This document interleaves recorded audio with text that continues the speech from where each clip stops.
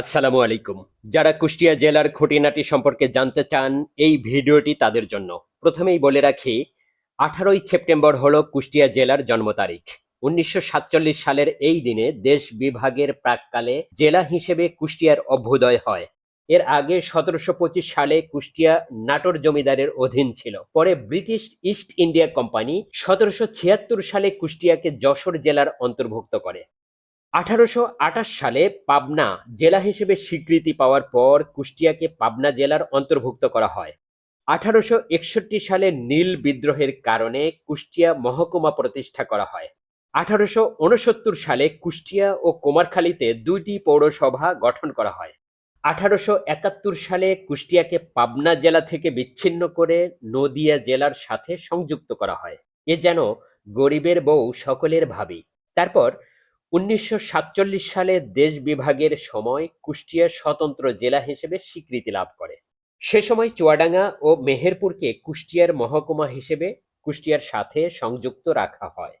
স্বাধীন বাংলাদেশ হওয়ার ১৩ বছর পর 1984 সালে চুয়াডাঙ্গা ও মেহেরপুর আলাদা জেলার স্বীকৃতি পেলে খোকসা, কুমারখালী, কুষ্টিয়া সদর, মিরপুর, ভেড়ামারা ও দৌলতপুর এই ৬টি উপজেলা মিলে বর্তমান কুষ্টিয়া জেলা। এই জেলায় রয়েছে ৫টি পৌরসভা ও ৭টি থানা। জেলার আয়তন ১,৬০৮.৮০ বর্গ কিলোমিটার। ২০২২ সালের আদমশুমারি অনুযায়ী কুষ্টিয়ার মোট জনসংখ্যা ২১,৪৯,৬৯২ জন। এখানে রয়েছে জাতীয় সংসদের ৪টি নির্বাচনী এলাকা। ডিসেম্বর ২০২৩ এর সর্বশেষ হিসাব অনুযায়ী কুষ্টিয়ার মোট ভোটার সংখ্যা ১৪,২৫,৯৯০ জন। পদ্মা, গড়াই, কুমার, মাথাভাঙ্গা, কালীগঙ্গা ও সাগরখালী সহ মোট ১১টি নদী রয়েছে এখানে। রয়েছে একটি পাবলিক বিশ্ববিদ্যালয় ও একটি মেডিকেল কলেজ। কুষ্টিয়ার উত্তরে রাজশাহী, নাটোর ও পাবনা জেলা, পূর্বে রাজবাড়ী জেলা, দক্ষিণে ঝিনাইদহ ও চুয়াডাঙ্গা জেলা, পশ্চিমে রয়েছে মেহেরপুর জেলা ও ভারতের পশ্চিমবঙ্গ। কুষ্টিয়ার সাথে ভারতের ৪৬.৬৯ কিলোমিটার সীমান্ত এলাকা রয়েছে। সম্রাট শাহজাহানের আমলে কুষ্টিয়ার গড়াই নদীতে একটি নৌবন্দর গড়ে ওঠে। পরে ব্রিটিশ আমলে কুষ্টিয়ার কুমারখালীতে গড়ে ওঠে আরও একটি নদীবন্দর। কুষ্টিয়ার নামকরণ নিয়ে নানা কথা প্রচলিত আছে। কুষ্টিয়ায় একসময় প্রচুর পরিমাণে পাট চাষ হতো। স্থানীয় ভাষায় পাটকে কোষ্টা বলা হয় এবং পাটের একটি জাতের নাম কোষ্টা।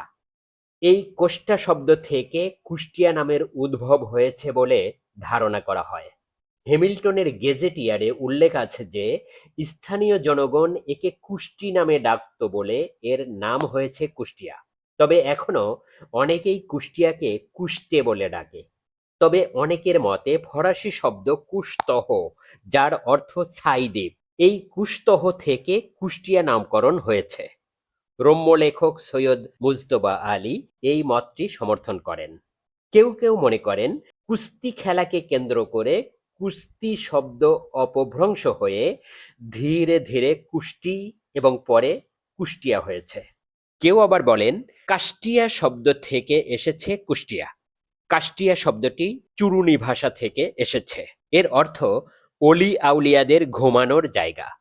এ জেলায় অনেক অলি আউলিয়া পীর বুজুর্গ বসবাস করার কারণে কাষ্টিয়া থেকে কুষ্টিয়া জেলার নামকরণ করা হয়ে থাকতে পারে বলে অনেকেই ধারণা করেন।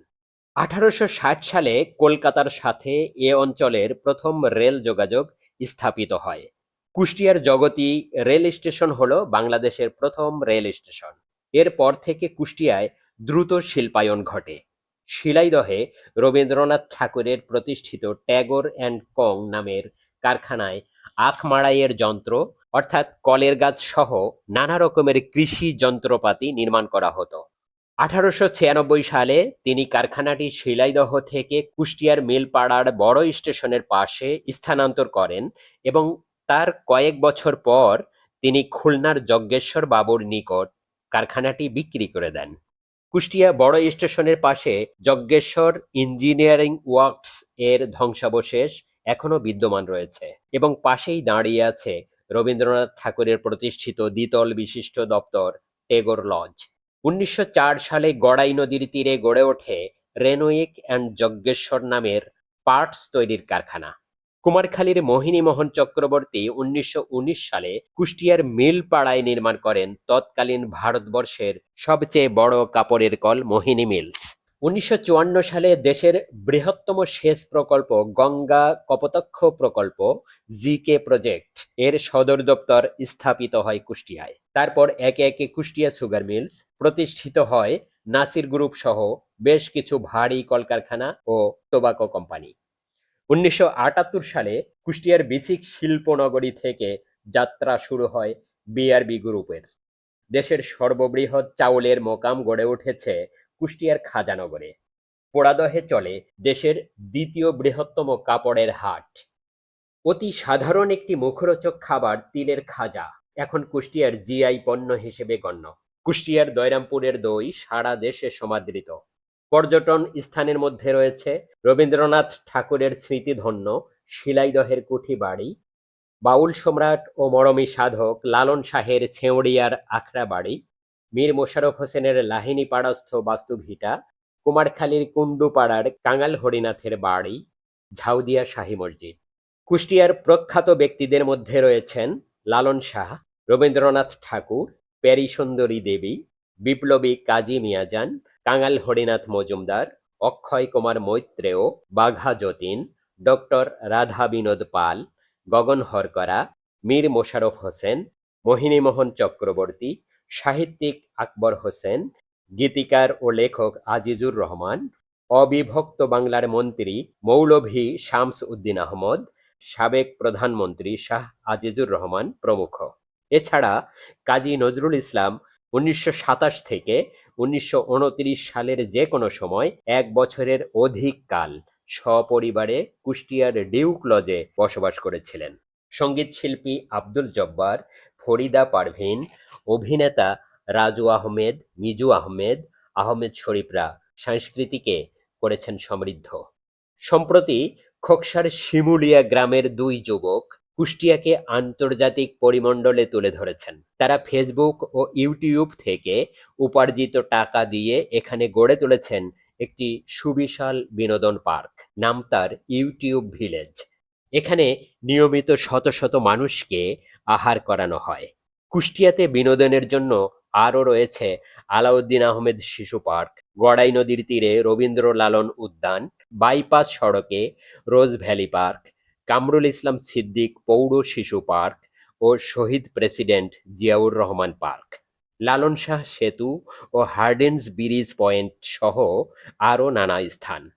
কুষ্টিয়ায় উৎপাদিত ফসলের মধ্যে রয়েছে ধান, গম, ভুট্টা, সবজি, পেঁয়াজ, রসুন, পান, তামাক ও কলা। মশলা উৎপাদনের জন্য ইতোমধ্যেই হইচই ফেলে দিয়েছে কুষ্টিয়ার ভাদালিয়া গ্রাম। এই গ্রামের একটি এলাকা মশলা গ্রাম হিসেবে পরিচিতি লাভ করেছে। সর্বোপরি একথা সর্বজন বিদিত যে কুষ্টিয়ার মানুষের মুখের ভাষা বাংলা প্রমিত ভাষার খুবই কাছাকাছি। সকলকে আন্তরিক ধন্যবাদ।